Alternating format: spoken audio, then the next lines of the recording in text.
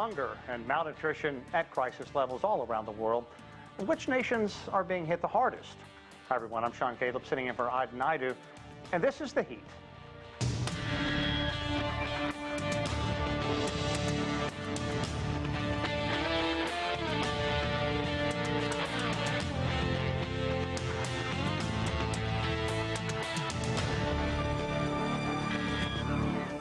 A recent United Nations report has concluded that the fight against global hunger has been set back about 15 years, posing a real threat to the UN Sustainable Development Goal of zero hunger by 2030. The findings show that about 733 million people went hungry in 2023. Speaking at a G20 ministers gathering in Rio de Janeiro, UN Secretary General Antonio Guterres had this to say. Low and middle income countries are also vulnerable to economic shocks, conflicts and extreme weather events. That is why we need justice. Justice to help hard-hit countries invest in resilient, innovative and sustainable food systems that can reach all people with affordable food. The world of zero hunger envisioned by SDG 2 is not only necessary, with action on finance, it is achievable. Together, let us consign hunger to the history books. Let's build the strong, resilient and sustainable food and nutrition systems all people need and deserve. So the challenge, what must countries do now to reverse this trend? Well, to discuss this and a lot more, let's bring in our panel of guests. Joining us from New York, Joel Berg. He's the CEO of Hunger Free America. Out of Los Angeles, Vandana Sheth is a registered dietitian, nutritionist, and spokesperson for the Academy of Nutrition and Dietetics. In Texas, Patel is a research professor at the Lyndon B. Johnson School of Public Affairs at the University of Texas, Austin, and a member of the International Panel of Experts on Sustainable Food Systems. And here in Washington, D.C., Todd Evans. Todd is the founding director of End World Hunger 2030. I want to thank all of you. Very important program, and really something I followed closely over the last 15 or 20 years. Todd, I want to start with you. As we heard, the fight against global hunger has really been set back about a decade and a half, really calling into question if there's going to be any way to meet the UN's goal of 2030. Let's talk about some of the issues that are leading to this, how we got here: conflict, climate, economic downturn. Fill us in where we are now and just how bad is this situation? Well, I think that the dislocation of populations and war have caused a tremendous dispersion of effort, and more and more people hungry. How do you even grow food when you're pulling up stakes and moving on month after month? And so that, I think, is one of the reasons why it's a more pessimistic view of dealing with hunger. Seems to me that since it's mostly in Africa, that the focus needs to be on that country and the countries themselves. I mean, that continent and the countries themselves. Mm-hmm. And we have worked with both One Acre Fund and Gardens for Health, which I think have done pioneer projects helping communities grow their own food and dealing with nutrition. I mean, education and nutrition has got to be at the core of this issue. And there's a book out called 100 Days, which proves that if you do not, if a child is malnourished for 100 days, in other words, a little more than 3 months, it's a fatal injury to them, and they'll never be a balanced person. So it seems to me that if there's any reversing of this trend, it needs to be a conjunction of working between the government and the nonprofits. And I kind of despair that nonprofits are each in their own thing and raising their own money, and I don't see a lot of coordination between the efforts of nonprofits to work together. Interesting. Joel, Todd really brings up a couple of very important points. One, the continent of Africa. Secondly, the fact that really everybody needs to kind of be rowing in the same direction at this point. 733 million people went hungry in 2023, representing about 1 out of every 11 persons on the planet. And if you really focus on the continent of Africa, 1 out of every 5 is suffering. And by 2030, some 582 million people will be going hungry, and half of that in Africa. So kind of add on to what Todd was saying about that continent. And it's not just the conflict that is going on, which is obviously a huge impact on that continent, but talk about some of the other problems and how we got to where we are today. Well, Hunger Free America is a domestic anti-hunger group in the United States. And while it's easy to talk about, oh, these horrible countries or these pathetic countries in the rest of the world, it's important to note there are 44 million Americans, including 13 million American children, that live in homes that can't afford enough food. Now, the way we define food insecurity in America is very different than developing countries. It's generally less severe. But the point is, in Africa, it's not about nutrition education. It's not about more nonprofit helps. It's about the failure of our global political system. Even countries which have very large numbers of food insecure, hungry people, such as India, export a lot of food. So this really isn't about agricultural production. This is about war, civil war, and economic inequality in the developing world and, unfortunately, in the developed world. Yeah, and Vandana, to pick up on that, let's look at the number of people globally that are really focusing on trying to find a way to afford a healthy diet, because it's nearly 3 billion people. It's almost staggering to think about how many people can't afford or don't eat in a healthy fashion. And globally, you can slice that any way you want to, but it really shows that there is a huge problem. Yes, Scott, and just like the other two speakers mentioned, there is definitely a huge issue when it comes to nutrition. I do think, as a dietitian and diabetes expert, I see the devastation that food insecurity, malnutrition can play in terms of health. And so when we look at hunger, we look at world hunger and malnutrition, the key is getting as much of a diversity as possible in the food choices that are available. It's not about quantity, it's about the quality of foods that we are doing through these programs, so that everyone can eat healthy and have an overall sense of well-being. If there are limited access to the diverse foods, one of the key things we can look at is potentially targeted supplementation and fortification that can fill some of those nutrient gaps that we are seeing. The second would be community gardens and urban farming initiatives, if we can do that, because then we can expose them to more produce that is often limited in some of these areas. Education on how to maximize the nutritional value of available foods through proper cooking techniques and proper preservation techniques would be another way to look at it. And of course, it's again not about the calories, not about overall quantity of food, but it's actually the quality of nutrient-rich foods coming in. And Raj, thank you for your patience. Sorry, it took about 8 minutes to get to you within this program. And I know we've thrown a lot of numbers at people, and I'll stop in a minute, but I really want to go through just a few more here. Some 2.33 billion people globally were moderately or severely lacking access to food security. And if you look at that, the African nations nearly doubling the global average to some 58%. Also, Asia, 24.8%. Latin America and the Caribbean, nearly 1 out of every 3 suffering from that. Again, I want to go back to what we talked about at the start, the factors that are leading to this. We kind of went into conflict, but also climate change is such a huge problem right now, and the growing disparity between the wealthy, the haves, and the have-nots. Well, that's right, Sean. And I think, it is important to remember that we have enough food to feed everybody well. The problem is that people can't afford it. And one of the things that people will often point to Africa, and Joel was right, that actually the same kinds of dynamics that are driving people into hunger in sub-Saharan Africa are much more acute there, but they're present here in the United States, and that problem is poverty.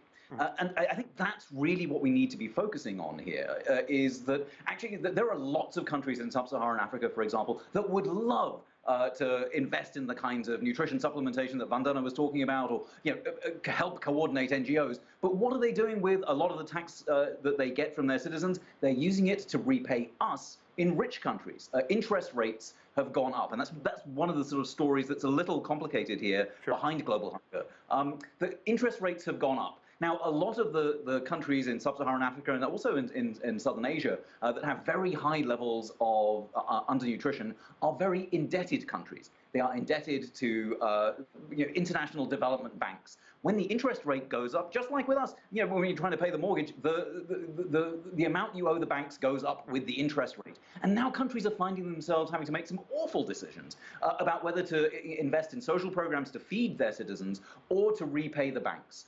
And with interest rates pegged to the dollar, when the Fed decides to raise interest rates, people in the global South starve as a direct result.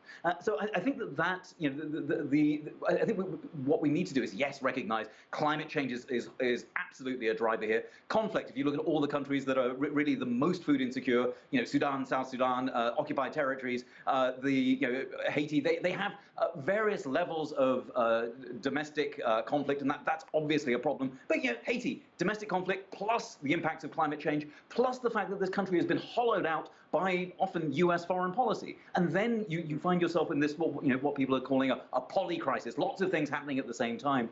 And as a result, the country gets poorer because it's unable to meet the challenges of climate change and conflict mitigation. And then all of a sudden, we see hunger rates soar. And the proof of this is, some people say, well, this is all about COVID. But this started in 2017. The shift where more and more people around the world and a greater percentage of people around the world going hungry started to go up, not during COVID, but 3 years before. And I think that suggests that there's something systemic and something systematically broken in the way that we feed the world. And COVID is obviously a problem, but this is a global phenomenon. And Todd, I want to come back to you and talk just a bit about this goal from the UN, Sustainable Development Goal of zero hunger by 2030. The fact that the UN says, look, it looks like we're not going to meet that goal. A lot of people's eyes may glaze over, and we've talked about a lot of numbers, but you've spent a lot of time on the continent of Africa. Put a face on this. What does this mean? You're talking to me. Well, I think that we can get kind of mesmerized by numbers, and it's important to think about what will really. So there's kind of a difference between providing food supply, and food sovereignty, and I believe that we need to direct more of our attention to developing in these countries a sense of food sovereignty. That we're overwhelming them perhaps with the gift of food, but that's not sustainable. And to develop food sovereignty, it takes involving the farmers themselves. One of the positive things about Africa is that the majority of the people are farmers, and they're ripe for learning, for education. Right. If you ever have any contact with 1 Acre Fund, they have a very, very systematic way of training farmers to increase their crops, and it's a inspiring story. They're mostly in Kenya, but some in Rwanda now, and Tanzania. But so I think we need to think about working with the people, the farmers, and empowering them to feel like they're sovereign. They're planning, they're experimenting, and they're learning to grow more crops. They're growing and producing. With all the time Todd, that you have spent in Africa, do you have any reason to feel positive about the way things are going or could be going in this coming decade? Well, in some countries, yes. In Kenya, Rwanda, I think there's very advanced approaches to dealing with hunger. I'm not familiar with Western Africa. I was there once, and it was quite a disparate. The Sahel is such a hot place, and I don't know too much about that part of the continent. Okay. Joel Berg, many people are talking about the fact that famine has created such a dire situation. We've talked about these places that have been affected by ongoing conflict. Gaza, Yemen, Sudan, South Sudan, Haiti, especially right now. And advocates are stating that the agri-food systems need to be addressed as well. Now, I want you to listen to what David Laborde, the FAO Director of Agri-Food Economics, had to say about this ongoing situation. Today we produce enough food on this planet to feed everyone. So if we want to solve the pollution by 2030, it's technically feasible. It's a political choice, and after it's how much money we are ready to put on the table to solve it. Okay, we heard Raj talk about this earlier. So Joel, your thoughts on this? Clearly the potential is there, but we're lacking in so many ways. Tell me one reason that you feel perhaps positive looking forward, or if not, why not? Well, this all depends on the kind of political leadership that we have in the United States going forward and in the rest of the world going forward. It's pretty popular to say, oh, hunger isn't a political issue. No one's pro-hunger. That sounds good. It's just not true. Hunger is the ultimate political issue. The only reason we have so much hunger in the United States and developing countries and the rest of the world is that our political leaders have decided to prioritize making billionaires billionaire isn't a word, but it should be. I mean, the United States alone has more than 1,000 billionaires now, so we could solve this in a heartbeat. We could end conflict, we could reverse climate change, we could slash inequality wealth, we could boost food sovereignty by helping countries do more to grow their own food, but we'd have to get beyond the power imbalance that rewards people for actually benefiting from such an unequal world with such mass starvation. It's immoral and economically counterproductive in the long run. Vandana, let's talk about what people are eating, what they are putting in their stomachs, because we know that obesity is just going off the map. Right now, something like 15% of the world's population is considered obese. A number of years ago, I lived on the equivalent of food stamps for 1 month. It was about $6 a day to eat on. And by the end of the month, I realized you can either put food in your stomach or eat healthy. You can't do that. So anybody that thinks there are welfare millionaires out there, I just can't see any way that's possible in this day and age. Talk about that. It's called the SNAP program in the U.S. now, no longer food stamps. But how difficult is it for people to find that balance in this economic world that we live in right now of eating in a healthy fashion, especially for the young ones? So when it comes to eating healthy on a budget, it is possible. It takes a little bit more planning and effort. When you look at the difference between hunger and malnutrition in the low-income nations or countries versus the high-income countries, what we see is in the high-income countries, hunger manifests itself more as nutrient deficiencies. There's an abundance of food, but it's often there's a shift in eating pattern where it's higher calorie, higher fat, lower in key nutrients. So if you're on a tight budget, maximizing your food dollar to get you all the variety of foods you need to eat. So getting some grains in, getting protein. Look at plant-based proteins. Beans and lentils are so much more cost effective, getting more of those in, getting frozen produce, if that's an option, getting things that are seasonal so you can stretch your budget, adding more spices and flavors. There are ways to hit your nutritional needs, meeting with a registered dietitian, working, having nutrition education programs that support people in the community. That can be a great way to promote eating healthy. Also adding more physical activity. That's a key issue when we look at the big picture of overall health. So it's eating healthy, but also being more physically active, getting more diversity in our diet, looking at our plate, getting different colors if we can to maximize the nutrition. Yeah, certainly. And Raj, of course, all that is wonderful information, and it's 100% true. But if you live in a poor nation, it's not that easy. The statistics show that nearly 3 out of 4 people that live in developing areas, very poor areas, just aren't able to find that balance to eat in a healthy fashion. Kind of broaden that out for a bit, how we got to this point. And it is complex, but again, it goes back to the 3 things that the UN has been talking about for such a long time: conflict, climate change, and just the fact of economic disparity globally. Well, I don't think we can say fairer than natural. I mean, the economic problem here, I think, is important to recognize. Because even in the United States, sometimes we'll hear that really what's stopping low-income families eating healthily is just effort. And that's often to blame the victim.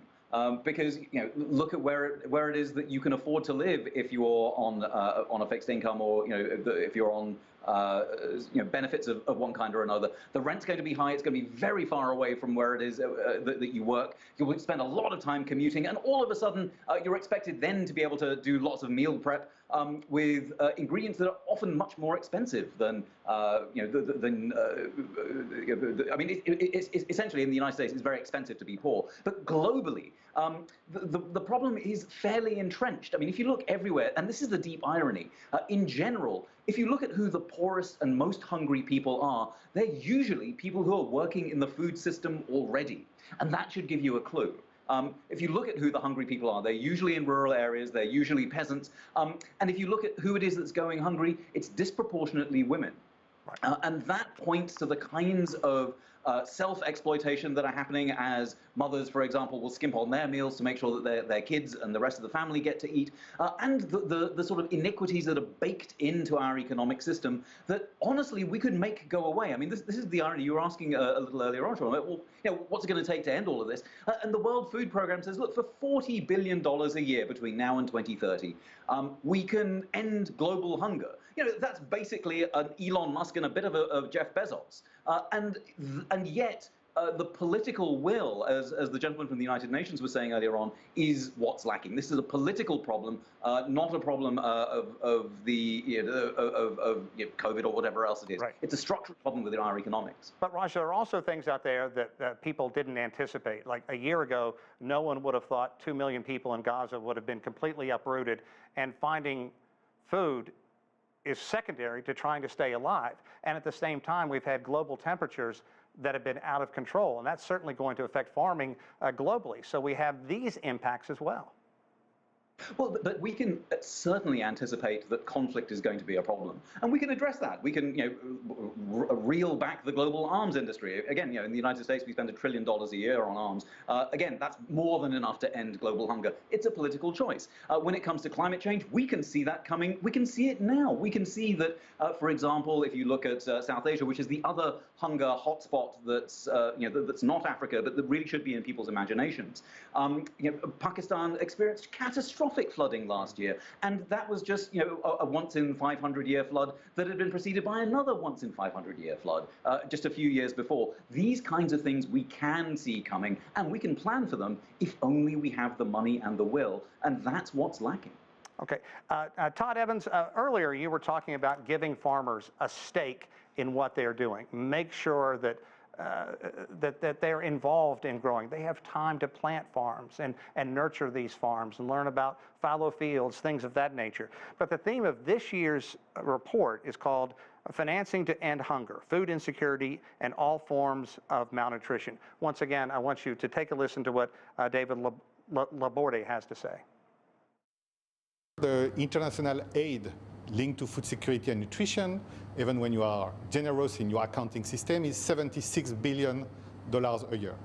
Now, if you compare it to global GDP, so the global wealth we create every year, it's 0.07%. So global solidarity on food security and nutrition is 0.07%. I think we can do better in order to deliver this promise about living on a planet where no one is hungry. May have been tough to understand all of that, but basically, can we continue to combat hunger? Is it going to be successful if entities continue to pump billions and billions of dollars into these areas that need some kind of food security, or is there a better plan? Well, I'm not sure I got the whole drift of the comment that was being made, but again, I would return to the idea that